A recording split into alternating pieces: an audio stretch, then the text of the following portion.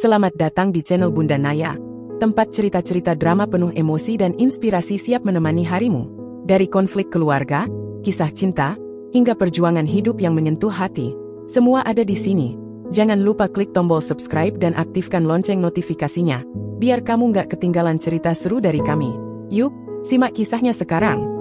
Suami siram aku di depan keluarga demi pelakor. Saat itu juga ATM kubekukan dan kuusir dari rumah. Suamiku menyiramku dengan air di depan keluarga besar, demi membela perempuan yang diam-diam dia selingkuhi. Saat itu juga, tanpa ragu, kutarik semua aset atas nama dia. Kubekukan ATM-nya, dan kuusir dia dari rumah yang kubangun sendiri. Cukup, aku bukan perempuan yang bisa diinjak seenaknya. Hari itu seharusnya jadi hari bahagia untuk keluargaku. Kami merayakan ulang tahun ke-60 ibuku di rumah besar warisan keluarga. Semua hadir, adik-adikku, paman, bibi, sepupu, bahkan beberapa sahabat lama ibu. Makanan tersaji lengkap, dekorasi sederhana tapi hangat, dan alunan musik dari speaker kecil membuat suasana begitu bersahabat. Aku berdiri di sisi meja, mengecek ulang susunan kue dan hadiah yang akan diberikan setelah doa bersama. Miftah, suamiku, terlihat sibuk bermain ponsel sejak tadi dan aku mencoba mengabaikannya. Sudah biasa. Dia memang tidak pernah benar-benar terlibat dalam hal keluarga. Tiba-tiba, aku melihat seorang perempuan asing masuk ke dalam ruang tamu. Rambutnya dicat coklat terang, pakaian ketat, lipstik menyala. Semua kepala menoleh, bingung. Dan detik berikutnya, Miftah langsung berdiri dan menghampirinya. "Sayang, sini duduk bareng aku," ucap Miftah. "Sayang?" Jantungku berdegup kencang. Semua mata kini tertuju pada mereka. Hilda, perempuan itu, tersenyum angkuh dan duduk di samping Miftah. Ia bahkan menggandeng lengan suamiku, dengan santai, seperti mereka pasangan resmi. Aku masih berdiri, terpaku. Ibuku mulai berbisik pada tanteku. Beberapa sepupu saling menatap. Suasana yang awalnya hangat berubah jadi canggung dan dingin. Aku melangkah mendekat. Pelan, tapi tegas. "Miftah, siapa perempuan ini?" Tanyaku pelan namun penuh tekanan. Hilda menatapku dari atas ke bawah, lalu menyeringai. "Saya Hilda, rekan kerja suamimu. Kita sering ketemu kok, kalau kamu sempat perhatikan." Darahku mendidih. "Maaf, tapi ini acara keluarga.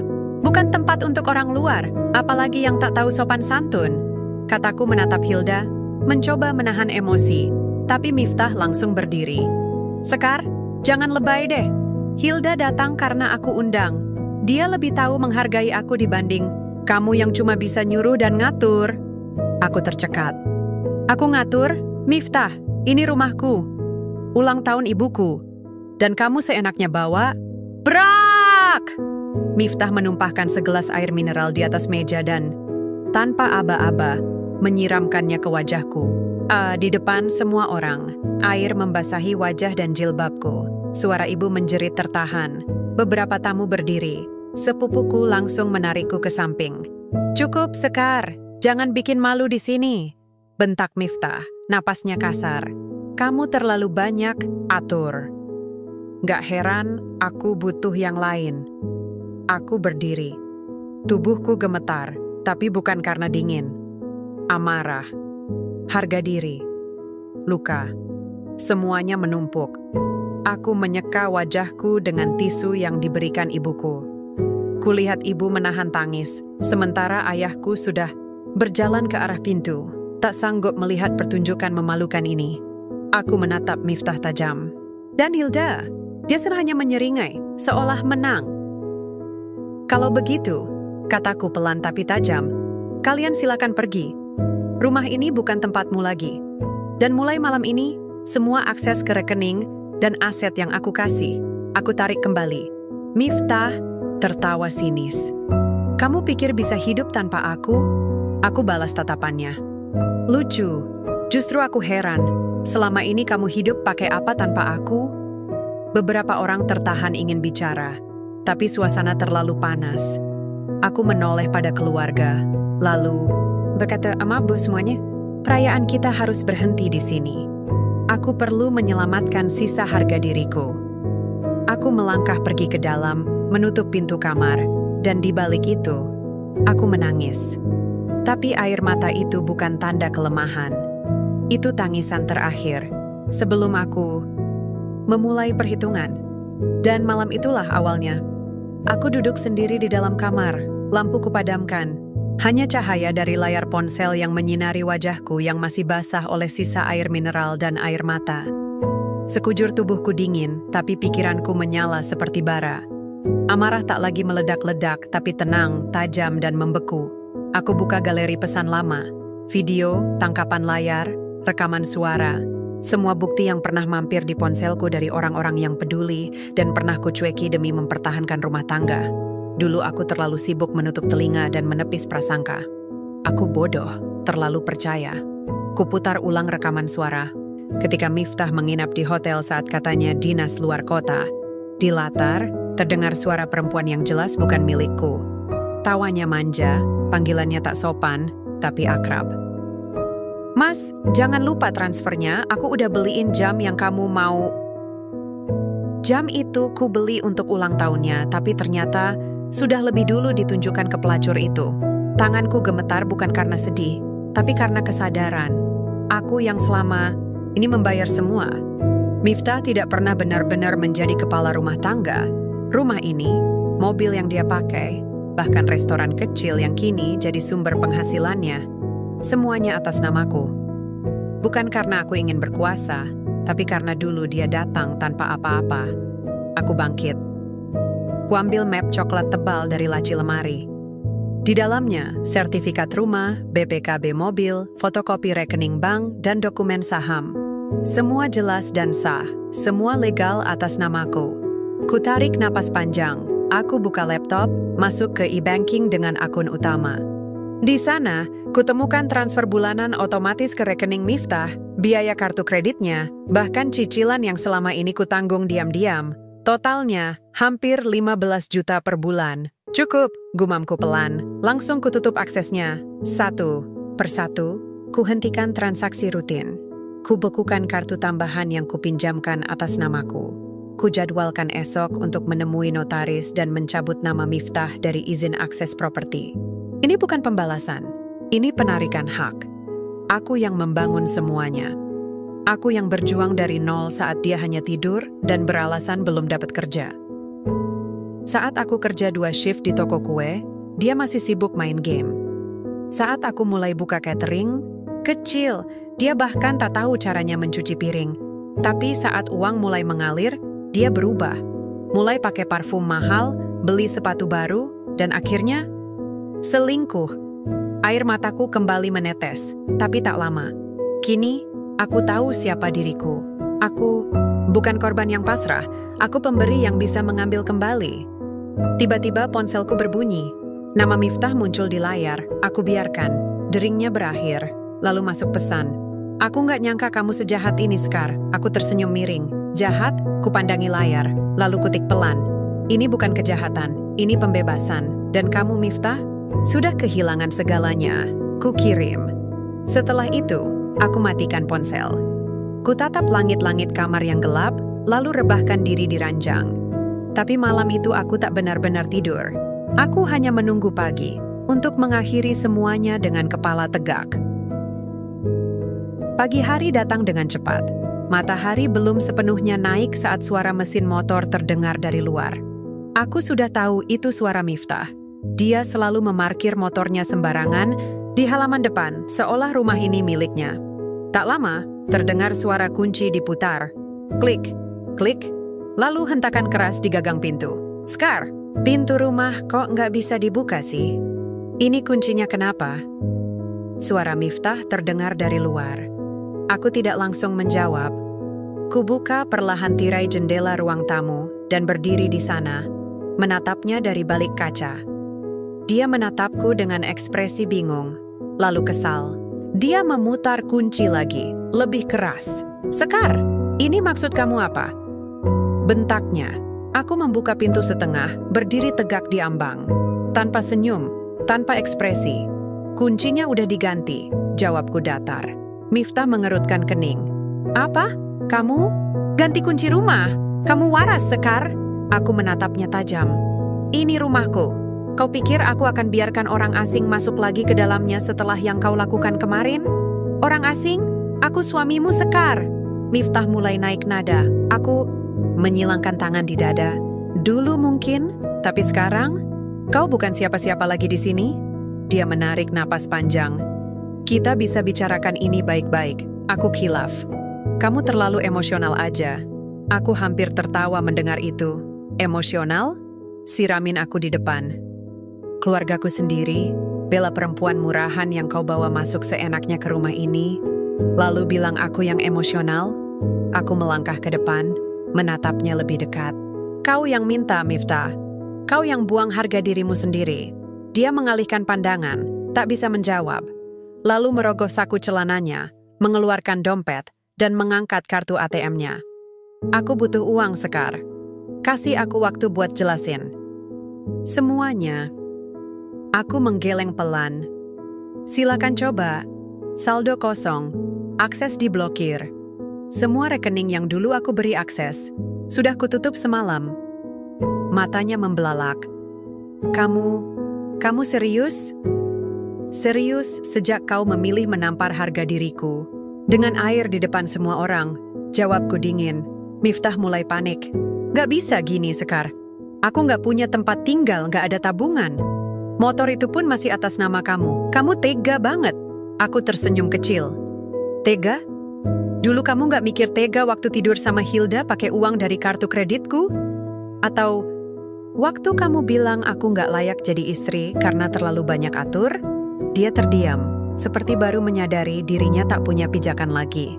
Anggap aja kamu lagi ngekos, lanjutku. Dan kos-kosan ini sudah habis masa sewanya. Aku menutup pintu perlahan. Tapi sebelum benar-benar kututup, aku berkata satu kalimat yang membuatnya membeku di tempat. Silakan cari tempat tinggal baru, Miftah. Rumah ini sudah bersih dari pengkhianat. Cetak, pintu kututup penuh, dan suara kuncinya mengunci mengakhiri pertemuan pagi itu. Di luar, Miftah masih berdiri terpaku, menatap pintu yang tak lagi bisa ia buka. Di tangannya, kartu ATM yang kini tak ada artinya. Di kantongnya, dompet kosong. Dan di dalam dirinya, untuk pertama kalinya dia tahu rasanya kehilangan kekuasaan. Sementara aku di dalam rumah, menyalakan teko air panas. Ku keluarkan satu gelas, teh dan duduk di meja makan. Akhirnya, rumah ini terasa tenang. Tapi ternyata, ketenangan itu tak bertahan lama. Sekitar pukul 9 pagi, suara bel rumah berbunyi panjang, disertai ketukan pintu yang keras. Tok, tok, tok. Sekar, buka pintunya. Ini Ibu, Farida. Aku sudah menduga. Setelah Miftah gagal masuk pagi tadi, ia pasti mengadu. Dan tentu saja, orang pertama yang akan datang membela bukan Hilda, tapi ibunya. Wanita yang selama ini merasa anak lelakinya tak pernah salah. Aku menarik napas dalam-dalam, lalu membuka pintu dengan pelan. Di hadapanku, berdiri Bu Farida dengan wajah penuh amarah. Tatapannya menusuk seperti belati. Aku gak habis pikir. Sekar, kamu apaan sih? Ganti kunci rumah, usir suami sendiri, blokir ATM. Kamu pikir kamu siapa?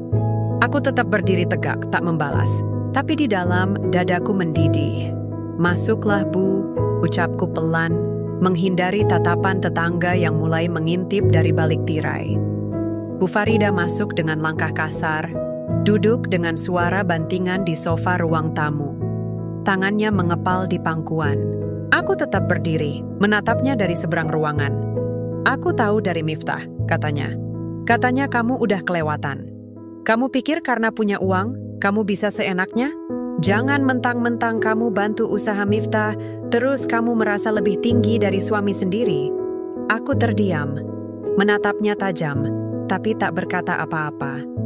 Karena aku tahu, wanita ini bukan datang untuk mendengar. Dia hanya ingin menyerang. Selama ini kamu terlalu dominan, Sekar. Anak saya nggak bebas. Kamu atur semua. Kamu rendahkan dia secara nggak langsung. Aku tertawa miris. Ibu tahu nggak siapa yang mengatur uang makan, bayar listrik, cicil motor, bahkan bayar BPJS ibu waktu dulu sempat sakit? Saya, Bu. Bukan Miftah. Bu, Farida mengangkat dagunya dengan pongah. Itu kewajiban kamu sebagai istri. Tapi bukan berarti kamu bisa permalukan suami di depan orang.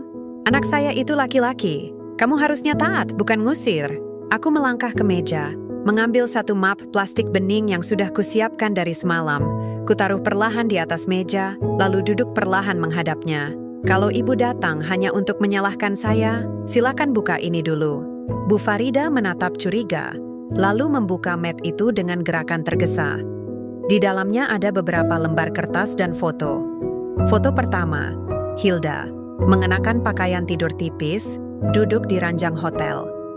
Ada nota pembayaran hotel mewah selama 2 malam, lengkap dengan bukti pembayaran, menggunakan kartu kredit atas namaku. Ini, apa ini? Suara Bu Farida mulai goyah. Itu perempuan yang Miftah bawa ke pesta ulang tahun ibu saya. Perempuan yang dia bela sampai menyiram saya di depan keluarga besar. Perempuan yang dia inapilah di hotel pakai uang dari kartu kredit saya. Bu Farida tampak terdiam beberapa detik. Matanya bergerak cepat dari satu lembar ke lembar lain. Tapi, seperti biasa, bukan kebenaran yang ia lihat, melainkan pembelaan baru. Mungkin ini cuma teman kerja, Skar.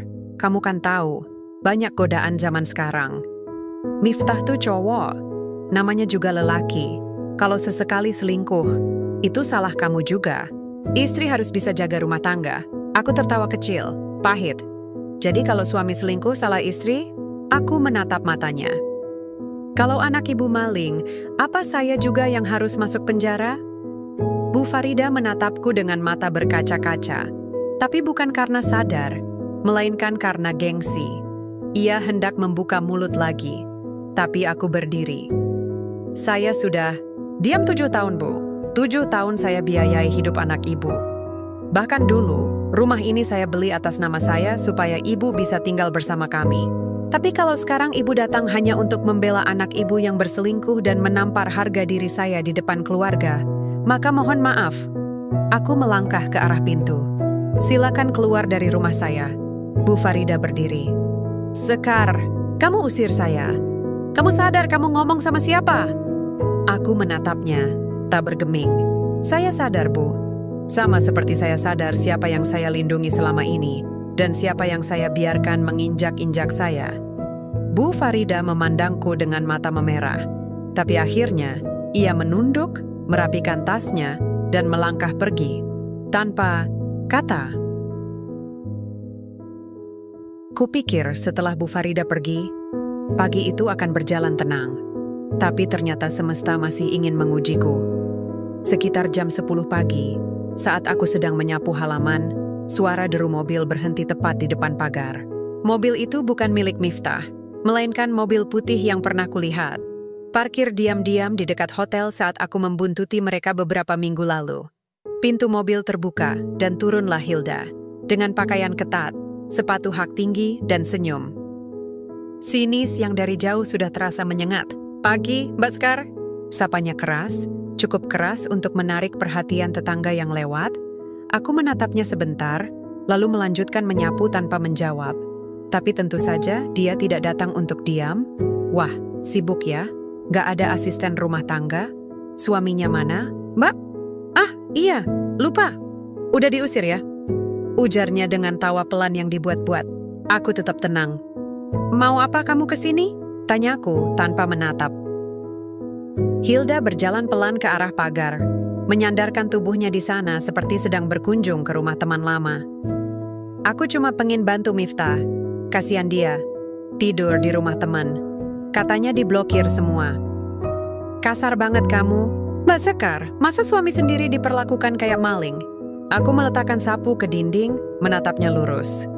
Kamu datang ke rumahku, berdiri di depan pagar rumahku, lalu menuduh aku kasar? Senyumku tipis. Berarti kamu tahu batas, tapi sayangnya kamu tetap nekat lewati. Hilda mendengus. Lelaki, itu butuh perhatian, Mbak. Butuh kasih sayang. Kalau kamu sibuk ngatur duit terus, ya jangan heran kalau dia cari yang lain. Aku berjalan pelan ke pagar, lalu berkata tanpa nada marah. Kamu pikir kamu menang karena Miftah sekarang tidur? Di rumah temannya dan kamu yang dia hubungi duluan? Salah. Dengar baik-baik ya Hilda, rumah ini atas nama aku. Mobil yang dulu kalian pakai waktu jalan ke Bandung, itu mobil aku. Bahkan restoran yang sering kalian pakai buat kencan itu, yang kalian pikir tempat aman dari pantauan orang, itu milik aku juga. Aku salah satu investornya. Wajah Hilda perlahan memucat.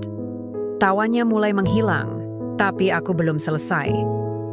Uang yang kamu banggakan waktu pamer tas KW ke teman-teman Miftah itu, dari kartu kredit aku. Kamu tahu apa artinya? Aku mendekat, menatapnya tepat di matanya. Kamu selingkuh sama lelaki yang semua hartanya dari aku. Kamu jadi perempuan simpanan yang dibiayai istri sah. Kalau aku tuntut kamu pakai UU perzinahan dan pencemaran nama baik, kamu bisa kena. Sekalian Miftah sekamar sama kamu di tahanan. Mulut Hilda terbuka, tapi tak ada kata keluar. Tangannya menggenggam kuat tas kecilnya. Wajahnya merah padam. Pulanglah, Hilda. Sebelum kamu tambah malu, aku masih diam karena aku punya martabat. Tapi kalau kamu terus datang cari panggung, aku akan kasih lampu sorotnya sekalian. Aku berbalik, mengambil sapu, dan melanjutkan pekerjaanku seperti tak terjadi apa-apa. Hilda berdiri mematung di sana beberapa saat, sebelum akhirnya membuka pintu mobilnya dengan kasar dan melesat pergi. Tapi aku tahu, ini belum berakhir. Wajahnya tadi bukan wajah kalah. Itu wajah seseorang yang membalas diam-diam. Dan aku harus siap, karena kalau serangan berikutnya datang, aku tidak akan lagi menyapu dengan tangan kosong. Aku akan menyapu semuanya habis-habisan. Tapi sebelum aku bergerak lebih jauh, satu bagian dari masa lalu tiba-tiba datang menghantam pikiranku dan menghentikan langkahku sejenak. Inilah bagian yang selama ini kututup rapat. Bagian yang sering kulupakan, tapi kini justru kembali menamparku di tengah pengkhianatan yang begitu keji. Aku masih ingat jelas, tahun pertama pernikahan kami. Saat itu, Miftah baru saja keluar dari pekerjaannya. Bukan karena kena PHK, bukan karena alasan keluarga, tapi karena dia bosan. Katanya, kantornya terlalu monoton. Dia merasa tidak berkembang. Tapi di balik semua alasannya itu, aku tahu, Miftah tidak tahan tekanan. Waktu itu aku baru saja dapat promosi kecil-kecilan di kantor. Gajiku pas-pasan, tapi cukup untuk bertahan. Jadi aku bilang padanya dengan yakin, "Gak apa-apa mas, kita bisa jalanin pelan-pelan. Yang penting kamu punya rencana." Tapi rencana itu tak kunjung datang. Sebulan, 2 bulan, 3 bulan, Miftah masih di rumah. Bangun siang, main game, kadang keluar nongkrong dengan teman-temannya. Saat aku pulang dari kantor dengan badan lelah dan mata perih karena kerja lembur, dia hanya menyambut dengan kaos kusut dan sisa kopi dingin di meja. "Mau makan apa, Mas?" tanyaku waktu itu sambil meletakkan tas di sofa. "Pesan online aja." "Ya, sayang. Aku tadi belum sempat masak," jawabnya santai sambil scroll HP. Aku hanya mengangguk. Waktu itu, aku masih sabar. Aku masih percaya Miftah hanya butuh waktu. Lalu, tibalah saat di mana aku harus mengambil keputusan, mengalihkan sebagian tabunganku untuk membiayai kuliah S2-nya. "Ikut kuliah lagi aja, Mas, supaya punya nilai lebih. Nanti bisa ambil kerjaan yang lebih bagus." Dia setuju. Tapi tetap saja, semua urusan administrasi aku yang urus. Dari bayar semesteran, belikan laptop baru, bahkan mencicil sepeda motor agar dia bisa lebih leluasa mobilitas. Dan semua itu, aku yang biayai. Tapi aku tak pernah mempermasalahkan itu. Tak pernah mengungkitnya, bahkan ketika gajiku kadang habis di pertengahan bulan.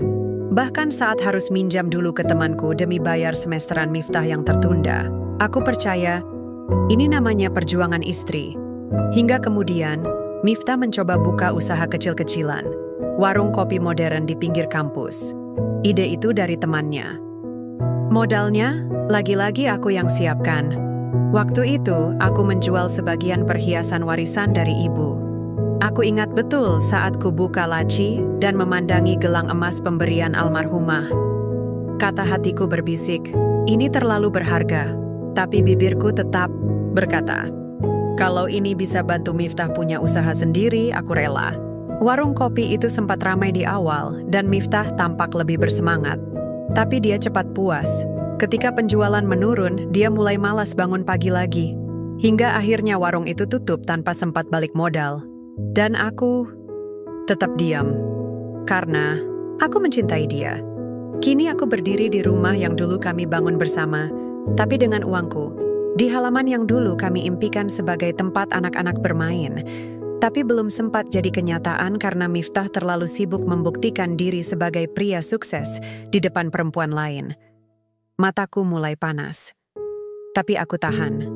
Aku tak boleh menangis lagi untuk orang yang bahkan tak pernah merasa cukup. Kalau waktu bisa diulang, gumamku sendiri sambil menatap cermin, aku ingin kembali ke hari pertama aku mengalah dan bilang ke diriku sendiri, berhenti, jangan lanjutkan semua ini sendirian. Ponselku berbunyi. Sebuah notifikasi email dari bank masuk, keningku langsung berkerut. Kubuka cepat. Transaksi kartu kredit Anda, 11 Studio Satriu, Hotel Bintang 5 Jakarta. Tanganku bergetar, bibirku mengepal. Cukup, ini sudah keterlaluan. Aku menatap layar ponsel itu lama, sebelum akhirnya beranjak ke ruang kerja, menarik map berisi semua bukti pengkhianatan. Aku akan mulai gerakanku. Kali ini bukan untuk mempertahankan pernikahan, tapi untuk menghancurkan mereka. Kupandangi lagi dokumen-dokumen yang sudah kupersiapkan sejak semalam. Semua bukti telah kumasukkan rapi ke dalam map biru dengan cap kantor hukum langgananku. Aku tidak datang sendiri. Pengacaraku, Mbak Renata, berjalan di sebelahku pagi ini menuju kantor tempat Miftah dan Hilda bekerja. Langkahku mantap. Kali ini, bukan aku yang akan menahan malu. Sesampainya di lobi, Satpam sempat menatap kami dengan waspada. "Ibu ada keperluan apa ya?" tanya petugas dengan ramah. Aku tersenyum tipis, lalu menyerahkan kartu nama pengacara. "Kami ingin bertemu dengan HRD dan manajer operasional. Ada laporan pelanggaran etika kerja yang serius." Tatapan Satpam berubah kaku seketika. Tak lama, kami dipersilakan menunggu di ruang tamu. Tak sampai 15 menit, seorang pria berjas hitam menghampiri kami. "Saya Pak Andri, Kepala HRD. Silakan ikut saya ke ruang rapat." Ruangan itu dingin dan sunyi. Pak Andri duduk di depan, didampingi 2 staf lainnya. Tak lama Hilda masuk. Matanya langsung melebar begitu melihatku duduk dengan tenang di kursi tamu. "Sekar?" Suaranya terdengar tajam dan gugup sekaligus. "Silakan duduk, Mbak Hilda," kata Mbak Renata tegas, membentangkan map biru ke atas meja. Pak Andri menoleh ke arah Hilda. "Kami mendapat laporan resmi dari istri sah karyawan kami, Miftah. Laporan ini berisi tuduhan pelanggaran kode etik karyawan, khususnya menyangkut hubungan tidak profesional antara Anda dan suaminya." Apa? Itu nggak benar." Hilda langsung berdiri, matanya menatapku tajam. "Ini fitnah, dia cuma sakit hati." Aku hanya tersenyum, lalu membuka satu persatu bukti yang kubawa. "Ini bukti percakapan antara kamu dan Miftah," kataku sambil menunjukkan print-out pesan WhatsApp dengan timestamp jelas. "Ini catatan transaksi kartu kredit atas nama saya yang dipakai oleh Miftah untuk membayar hotel, tempat kamu menginap 2 malam. Dan ini foto kalian berdua di restoran yang aku dan Miftah dirikan bersama, lengkap dengan CCTV." Hilda menegang. Ia tampak berusaha menahan napas. Pak Andri menatap semua berkas dengan serius, lalu menoleh ke stafnya. "Tolong salin semua. Dokumen ini untuk arsip internal." Aku melanjutkan dengan tenang. "Selain itu, saya sudah mengajukan laporan ke Lembaga Etika Profesi. Jika perusahaan ini tidak mengambil tindakan, saya akan menyebarkan semua ini ke publik beserta nama baik perusahaan." Pak Andri terlihat jelas mulai panik. Ia mengusap keningnya. "Mbak Hilda, Anda tahu bahwa perusahaan kita punya aturan tegas soal hubungan personal yang memengaruhi kerja. Terlebih jika melibatkan suami orang." Hilda berdiri, suaranya meninggi. "Dia cuma cari perhatian, suaminya yang ngejar aku. Aku nggak pernah." Mbak Renata memotong. "Kalau memang tidak pernah, kenapa ada bukti rekening transfer atas nama Anda? 3 kali menerima uang dari rekening Miftah, yang sumbernya berasal dari kartu kredit Ibu Sekar?" Hilda tak bisa menjawab. Wajahnya memerah, mulutnya membuka lalu menutup lagi. Pak Andri menatap tajam. Kami akan lanjutkan pemeriksaan internal. Sementara ini, Mbak Hilda dinonaktifkan dulu dari pekerjaannya sampai semua selesai. Hilda berbalik menatapku. Matanya dipenuhi benci dan rasa malu. Aku nggak akan diam. Kamu pikir kamu bisa hancurin aku, Sekar? Aku bangkit dari kursi, menatap matanya tanpa goyah. Bukan aku yang menghancurkanmu, Hilda. Kamu yang menghancurkan dirimu sendiri. Aku cuma mengangkat tirainya agar semua orang melihat siapa kamu sebenarnya. Aku melangkah pergi bersama pengacaraku, membiarkan Hilda berdiri sendiri di ruang itu. Dengan reputasi yang mulai runtuh dan tidak ada lagi panggung untuk bersinar. Di parkiran, aku membuka pintu mobil, lalu duduk sambil menatap kaca depan.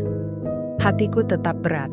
Tapi untuk pertama kalinya, aku tahu bahwa semua perjuanganku dulu tak akan lagi diinjak-injak tanpa perlawanan.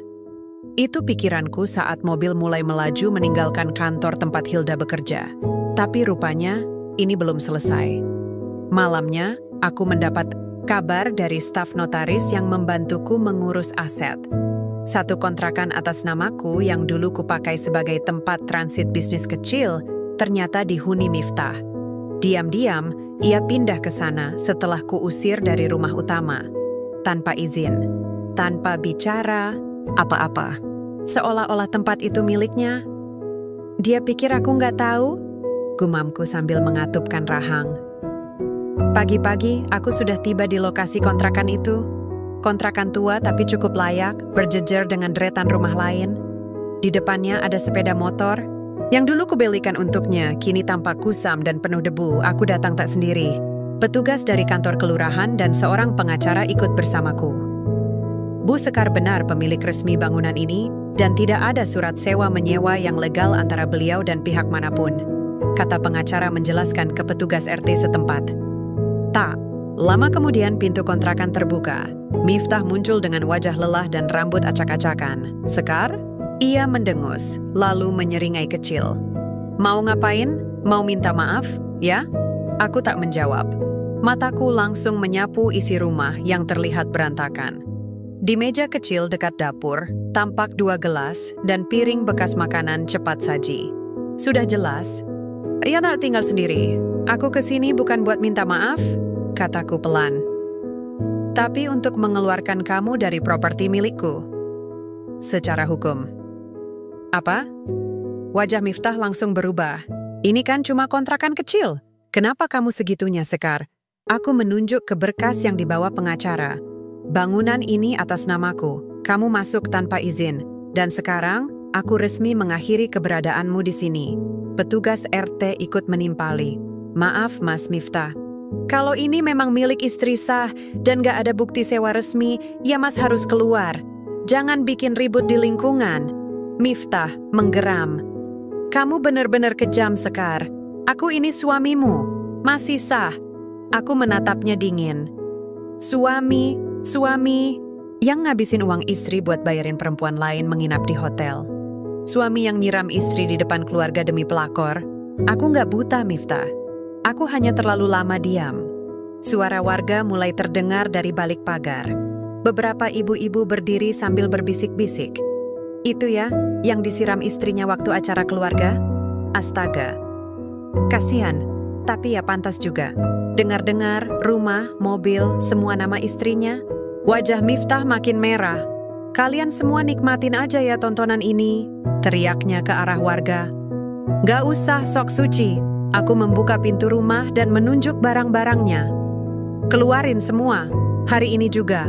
Beberapa orang yang membantuku mulai menurunkan koper, karung pakaian, dan laptop bekas milik Miftah ke teras. Tak ada lagi yang bisa ia lakukan.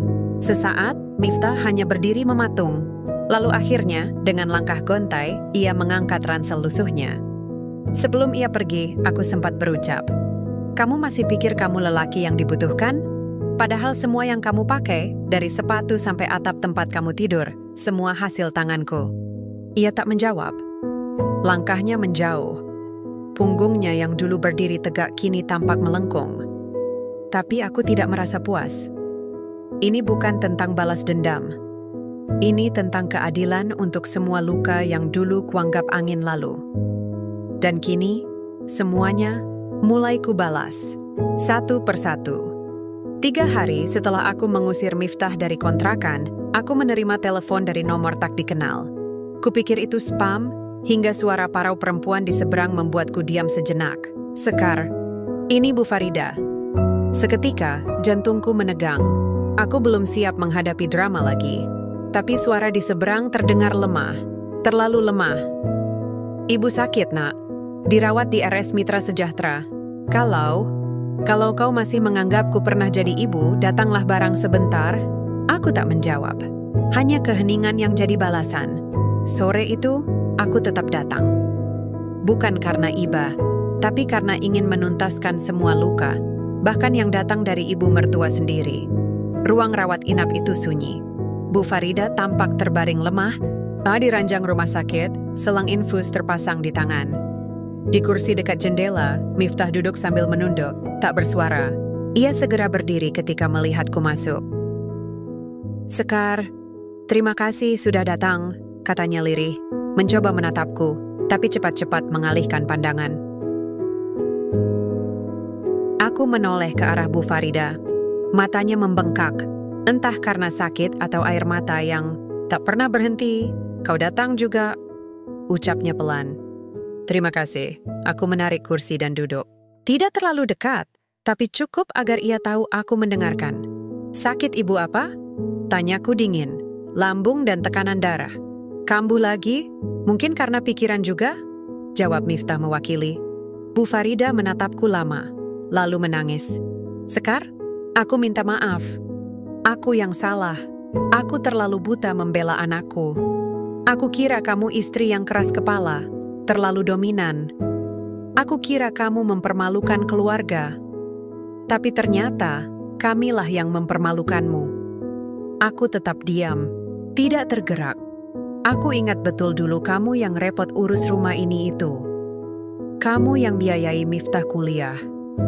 Aku terlalu bangga pada anakku, sampai tak bisa lihat kenyataan. Tangisnya makin pecah. Ia menarik selimut sampai ke dada. Tubuhnya menggigil kecil. Saya bukan lagi bagian dari keluarga kalian, Bu. Jawabku akhirnya. Tenang, tegas. Bu Farida tercekat. Miftah menunduk dalam.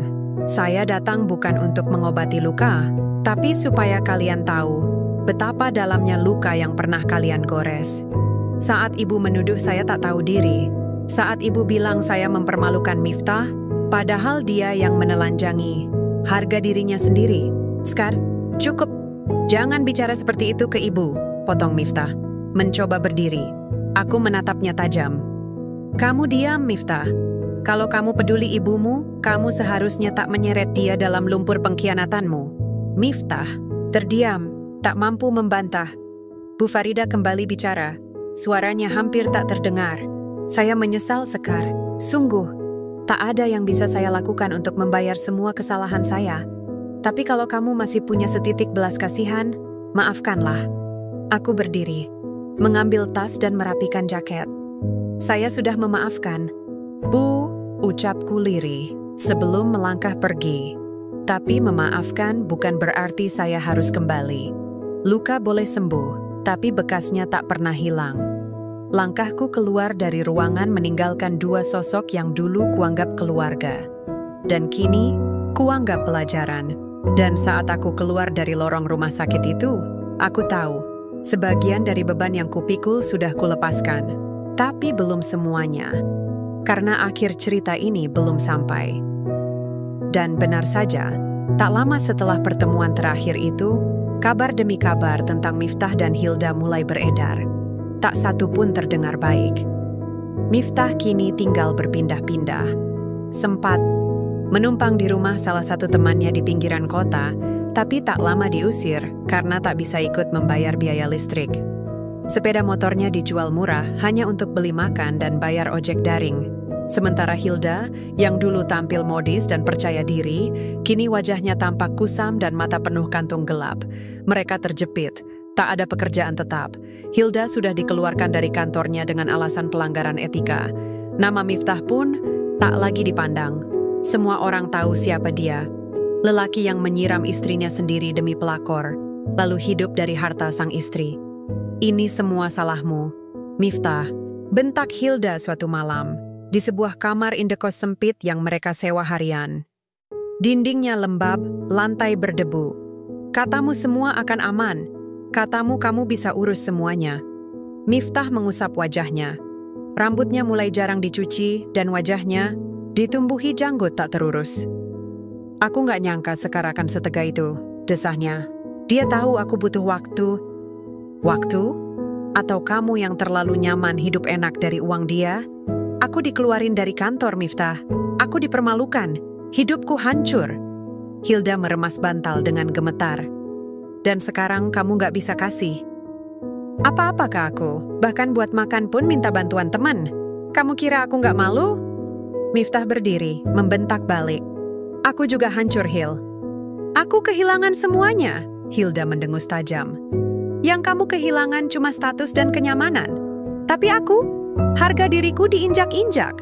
Semua orang tahu aku pelakor. Nama aku tersebar di grup kantor, di media sosial, semua karena kamu. Miftah, mematung. Malam itu mereka tidur saling membelakangi. Tak ada genggaman tangan, tak ada pelukan. Hanya kesunyian dan hawa panas kamar sempit yang membuat keduanya makin gerah. Keesokan harinya, saat keluar membeli makan, Miftah dihentikan oleh seorang ibu-ibu di warung sebelah. Mas, bener ya Mas Miftah, yang dulu viral nyiram istri gara-gara pelakor? Miftah terkejut, langsung menunduk dan mempercepat langkah. Yah, betul kayaknya Bu, saya lihat videonya waktu itu. Waduh, tega banget ya. Sekarang katanya jadi pengangguran? Bisik-bisik itu seperti peluru yang menembus telinga. Miftah berjalan cepat, tapi bisikan itu mengejar, menggigit harga dirinya sedikit demi sedikit.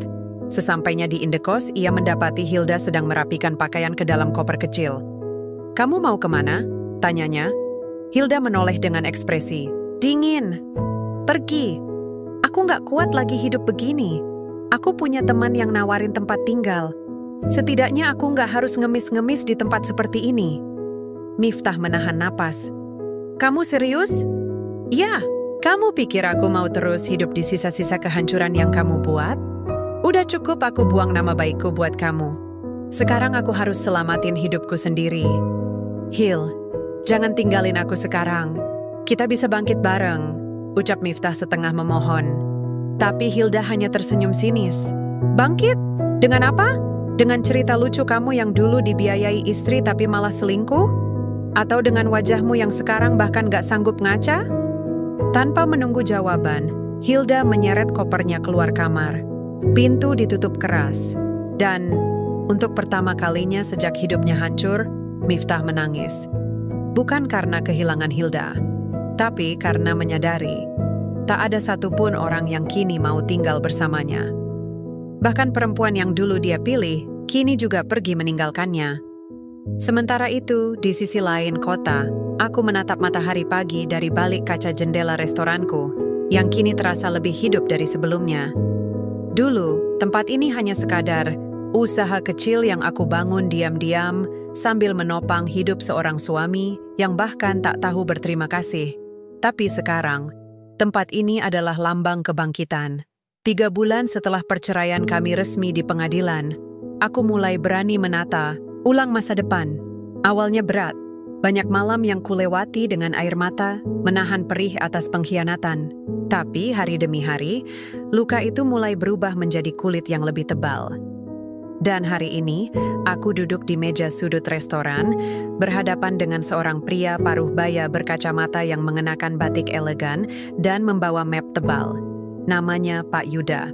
Seorang investor dari perusahaan jaringan kuliner besar yang telah lama memperhatikan pertumbuhan bisnisku dari jauh. Jadi benar, Bu Sekar yang merancang semua konsep restorannya sendiri, mulai dari branding sampai menu harian. Aku mengangguk, pelan.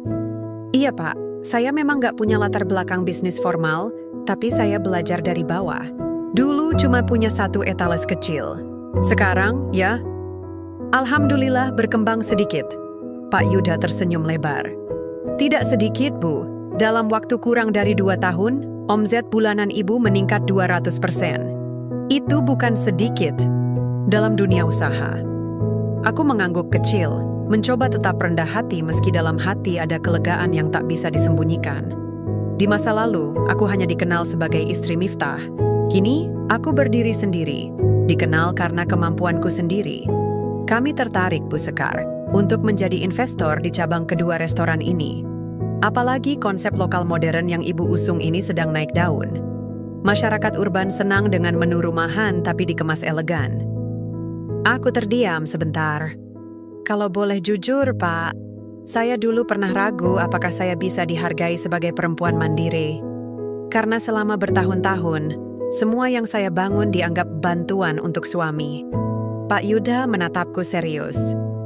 Bu Sekar, izinkan saya berkata terus terang.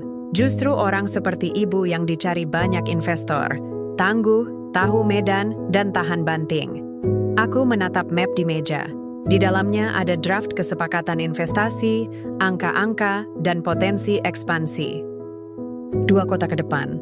Saya nggak mau terburu-buru, Pak, ujarku. Bukan karena saya takut, tapi saya sudah cukup belajar. Apapun yang terburu-buru, hasilnya selalu menyakitkan. Pak Yuda tertawa kecil. Itu prinsip yang baik. Tapi satu hal yang bisa saya yakinkan, kami tidak akan mencampuri dapur kreatif. Ibu, kami hanya ingin memperbesar dapurnya.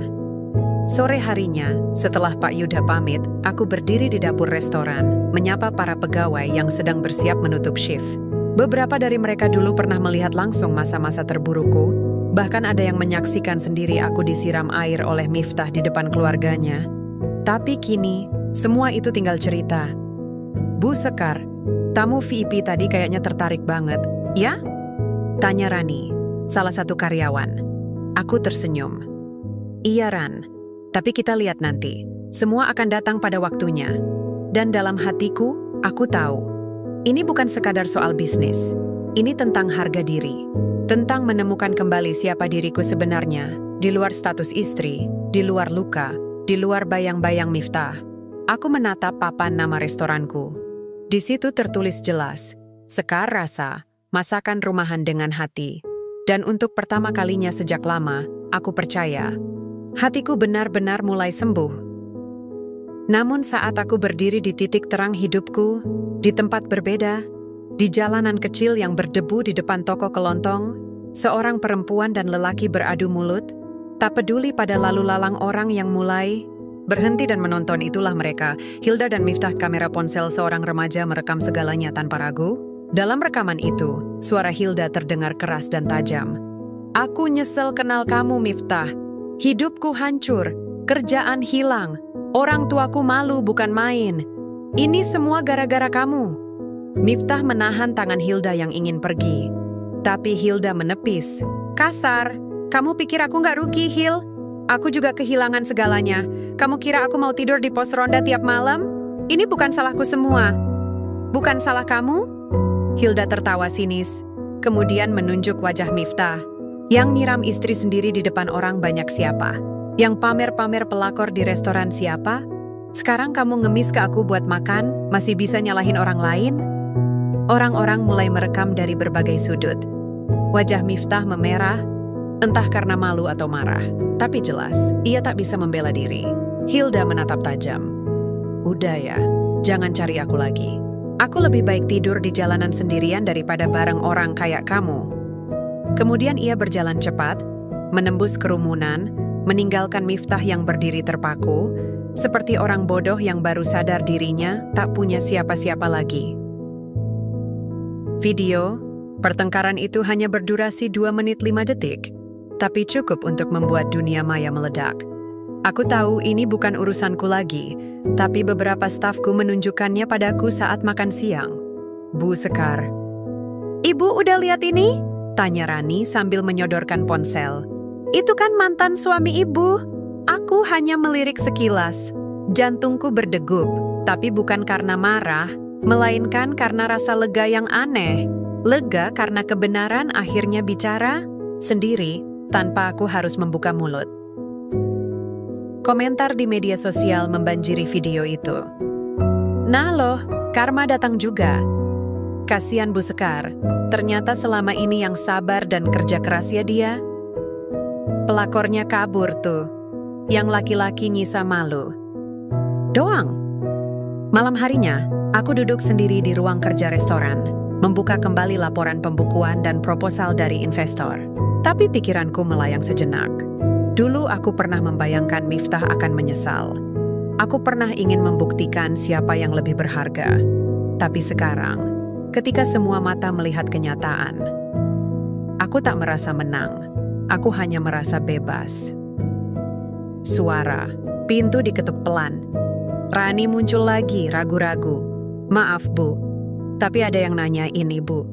Di luar, namanya Miftah.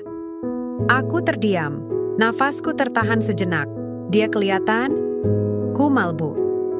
Katanya cuma mau bicara sebentar. Aku mengangguk pelan, lalu berdiri. Aku tahu, aku tak harus menghadapi ini. Tapi aku juga tahu, tak semua luka bisa sembuh. Jika sudah dihadapi sendiri, aku keluar, menatap sosok lelaki yang dulu pernah jadi suamiku. Wajahnya kusam, matanya sembab, tubuhnya lebih kurus dari terakhir kali kulihat. Sekar, aku cuma minta waktu sebentar. Aku tak menjawab. Hanya berdiri di depan pintu restoranku, menjaga jarak. Aku tahu aku salah. Aku tahu semuanya telat. Tapi, aku nggak punya siapa-siapa lagi. Aku menarik napas, lalu menatap lurus ke matanya. Dulu aku juga nggak punya siapa-siapa, Miftah. Tapi aku nggak pernah menjatuhkan orang yang percaya padaku. Kamu beda. Kamu habiskan segalanya, lalu datang, waktu semua hancur. Sekar, aku mohon, aku menggeleng. Aku bukan tempat kamu pulang. Bukan sekarang, bukan nanti. Aku udah selesai jadi penyelamat orang yang tega membunuh harapanku sendiri. Aku menoleh pada satpam yang sudah berjaga di dekat pagar. Pastikan dia nggak masuk ya. Siap, Bu. Dan aku kembali melangkah masuk. Pintu kututup perlahan, seperti menutup babak yang seharusnya selesai dari dulu. Di luar Miftah berdiri sendiri. Malam mulai turun. Lampu restoran menyala hangat, tapi cahaya itu tak lagi untuknya. Keesokan harinya, aku duduk di ruang kerja, restoran dengan satu berkas di hadapanku. Surat gugatan cerai dari pengacara sudah siap. Sederhana, tanpa bertele-tele. Tapi isinya, penanda akhir dari segalanya. Aku menatap kertas itu lama, sebelum akhirnya membubuhkan tanda tangan. Tanganku tak gemetar sedikit pun. Aku tidak lagi marah, tidak lagi sakit, hanya lega. Aku menyerahkannya pada pengacaraku, Pak Yusuf. Tolong, pastikan ini sampai ke tangannya hari ini juga. Pak Yusuf mengangguk. Baik, Bu Sekar, kami akan kirim langsung dan minta tanda terima. Sore itu, Miftah datang lagi. Kali ini dia menunggu di depan gerbang restoran, duduk di trotoar dengan wajah lusuh. Ketika melihat mobil kantor pengacara datang, ia berdiri, menahan sopir. Ini buat saya? Dari Sekar? Tanyanya. Walau ia sudah tahu jawabannya, Pak Yusuf hanya mengangguk, menyerahkan berkas dengan tenang. Miftah membuka amplop itu perlahan. Matanya membaca tiap kalimat, lalu ia terduduk di lantai semen yang dingin. Enggak, Sekar, jangan begini. Kita masih bisa bicara baik-baik. Ia berdiri tergesa, mencoba menerobos masuk ke restoran. Tapi satpam menahan. Maaf Pak, Ibu Sekar tidak mengizinkan Anda masuk. Saya suaminya. Saya masih suaminya secara hukum, teriaknya. Saat itu aku keluar, dengan pakaian kerja sederhana dan ekspresi tanpa ragu.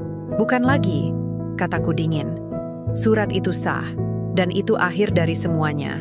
Miftah menatapku, matanya merah. Kamu tegas, Sekar. Setelah semua tahun yang kita lewati, aku menghela napas, lalu mendekat sedikit.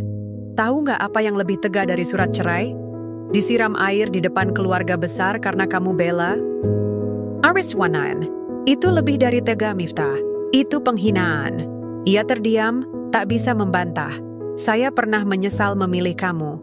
Lanjutku, suaraku mulai berat, tapi kukunci air mata agar tak tumpah.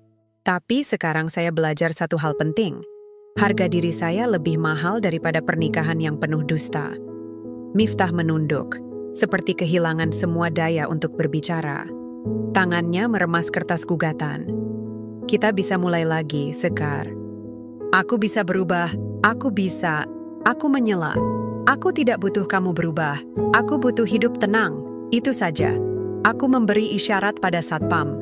Pastikan dia pergi baik-baik. Jangan kasar, tapi jangan biarkan dia mengganggu hari saya lagi. Lalu, aku berbalik. Tak lagi menoleh. Tidak untuk cinta yang palsu. Tidak untuk masa lalu yang hanya menyisakan luka. Malamnya, aku duduk di balkon kamar, memandangi langit yang cerah. Tak ada air mata. Hanya keheningan dan ketenangan yang baru kurasakan. Setelah sekian lama teleponku berdering, sebuah pesan dari nomor tak dikenal masuk. Saya Reno, teman kampus Sekar dulu. Kita ketemu di reuni minggu depan ya. Lama nggak ngobrol. Aku tersenyum tipis. Mungkin hidup memang tak selalu berjalan sesuai harapan, tapi ia tahu bagaimana menutup luka dengan cara yang paling elegan, keadilan, keberanian, dan ketegasan. Aku belum membalas pesan dari Reno malam itu, bukan karena tak tertarik, tapi karena masih ingin menikmati diamku. Malam terasa damai, dan aku ingin menjaga keheningan itu, walau cuma sebentar. Keesokan harinya, saat aku baru masuk ke ruang kerja, restoran, Lucy, salah satu karyawan kepercayaanku, menyodorkan ponsel dengan wajah gelisah. Bu, maaf, ini mungkin ibu nggak mau tahu, tapi saya rasa perlu ibu lihat. Aku menatapnya heran, lalu mengambil ponsel itu. Sebuah video berdurasi, pendek dari media sosial lokal. Wajah itu langsung terlihat. Hilda, rambutnya acak-acakan, matanya sembab. Ia sedang adu mulut dengan seorang pria di pinggir jalan. Dari potongan kata-kata yang tertangkap kamera, percakapan mereka terdengar kasar. Si pria menyebut soal hutang, soal tamu yang belum dibayar, soal janji semalam. Ada juga komentar-komentar netizen yang meramaikan video itu. Katanya dulu pelakor kelas atas, sekarang malah kayak gini nasibnya. Ternyata dia sekarang kerja gituan, pantesan sering nongkrong di apartemen bulanan itu. Dulu songong banget ya di medsos, sekarang nyari duit dari jalanan. Aku mengembalikan ponsel itu ke Lucy. Napasku tak berubah, wajahku tetap tenang. Terima. Kasih, Luz, tapi aku nggak tertarik tahu lebih jauh, kataku datar. Lucy mengangguk pelan, tapi ada tanya di matanya. Ibu nggak merasa puas? Maksud saya, setelah semua yang dia lakukan, aku menggeleng. Dendam itu bukan untuk dibesarkan. Hidup sudah balas dia dengan caranya sendiri. Lucy menunduk, lalu keluar perlahan, membiarkanku sendirian di ruangan. Aku duduk di kursi kerja, memandang keluar jendela. Langit sedang mendung, tapi rasanya aku tak sedang tenggelam dalam awan kelabu. Aku malah merasa netral, kosong, tapi juga ringan. Dulu, bayangan Hilda selalu membuat kepalaku panas. Membayangkan mereka berdua tertawa di belakangku, tidur di kasur yang kubeli, makan di restoran yang kubayar, memakai kartu kredit atas namaku. Semua itu membuatku sakit.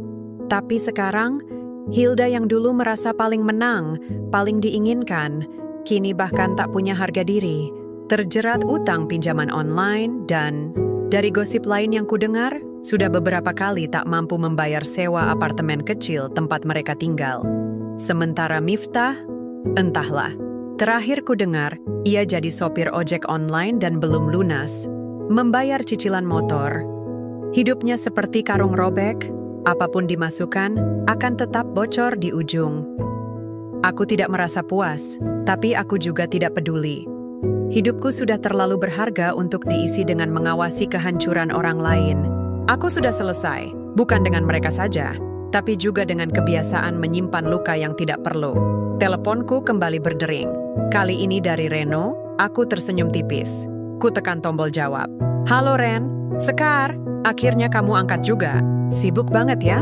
Sedikit, tapi kupikir kamu pantas dapat waktuku. Terdengar tawa kecil di seberang. Aku harap kamu juga pantas dapat seseorang yang tahu cara memperlakukanmu dengan benar. Aku diam, tapi senyumku melebar. Mungkin sudah saatnya menutup semua babak gelap dan membuka halaman baru yang kutulis. sendiri, tanpa bayang-bayang siapapun. Tawa Reno di ujung telepon semalam masih terngiang di kepalaku. Bukan karena kata-katanya manis, tapi karena untuk pertama kalinya setelah sekian lama, aku mendengar diriku sendiri ikut tertawa. Tulus, ringan, seperti beban yang perlahan lepas dari bahuku. Pagi ini, aku menatap pantulan diriku di cermin besar di kamar.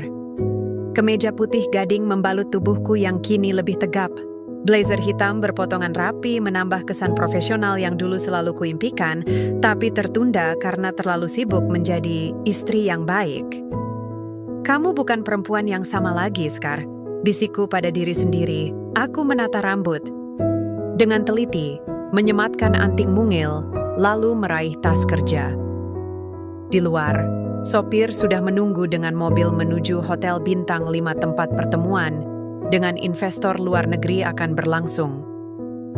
Sesekali aku menoleh keluar jendela sepanjang perjalanan. Kota ini dulu jadi saksi air mataku. Kini biarlah ia jadi saksi bangkitku. Sementara itu, kabar tentang Miftah sampai juga ke telingaku pagi ini lewat pesan dari salah satu tetangga lama yang dulu sempat akrab. Sekar, kamu tahu nggak Miftah? Sekarang ngontrak kamar di rumah petak Pak Tamin. Anak itu sekarang jarang keluar rumah. Ibunya udah nggak peduli. Katanya sih, habis ketahuan bohongin keluarga soal uang. Aku hanya membaca pesan itu sekilas. Tidak membalas. Tidak ingin tahu lebih lanjut. Karena kini, bukan aku yang dikejar kenyataan pahit. Bukan aku yang harus menjelaskan aib kepada keluarga atau menyembunyikan wajah dari tetangga. Itu mereka. Miftah, yang dulu merasa paling jantan dengan menyeret Hilda ke hadapan keluargaku, kini menumpang hidup di kamar pengap, hidup dari belas kasihan tetangga, dan kehilangan semua kepercayaan. Hilda, yang dulu menyeringai di depan rumahku, menyebutku istri yang gagal, kini menghilang entah kemana, dikejar utang, dan namanya tercoreng di tempat kerja maupun dunia maya. Bu Farida pun, menurut gosip terakhir, jarang keluar rumah. Malu karena anak dan menantunya mencoreng harga diri keluarga sendiri. Dulu mengangkat, kepalanya tinggi, sekarang lebih banyak menunduk dalam diam. Tapi aku sedang menuju ruang rapat besar dengan kepala tegak. Investor asal Singapura sudah menunggu. Mereka terkesan dengan proposal pengembangan restoranku yang akan membuka cabang di beberapa kota besar. Dan hari ini, mereka ingin menyegel kerjasama dengan penandatanganan resmi. Reno juga hadir di ruangan itu. Kini ia menjadi bagian dari tim legal yang membantu urusan perjanjian. Saat aku masuk, ia hanya mengangguk kecil dan tersenyum. Siap jadi perempuan yang memimpin? Bisiknya. Aku menatapnya, lalu menjawab tanpa ragu. Aku siap jadi versi terbaik dari diriku sendiri. Malam harinya, aku kembali menatap cermin. Bukan lagi untuk memastikan makeup sempurna atau khawatir wajahku tampak lelah, tapi untuk melihat seberapa jauh perempuan ini sudah berjalan. Aku teringat diriku yang dulu, yang diam disiram air di depan keluarga besar karena membela diri, yang mengunci mulut saat dituduh terlalu dominan hanya karena punya penghasilan, yang mengalah demi status istri. Tapi hari ini, tak ada lagi jejak perempuan itu. Yang tersisa, hanya aku yang kuat, dewasa, dan tahu betul. Cinta tak seharusnya membuatmu hilang arah dan martabat. Dan pengkhianatan tak perlu dibalas dengan amarah. Karena hidup punya caranya sendiri menunjukkan siapa yang menang. Aku mematikan lampu, menutup malam tanpa dendam, dengan hati yang utuh dan masa depan yang kutulis sendiri.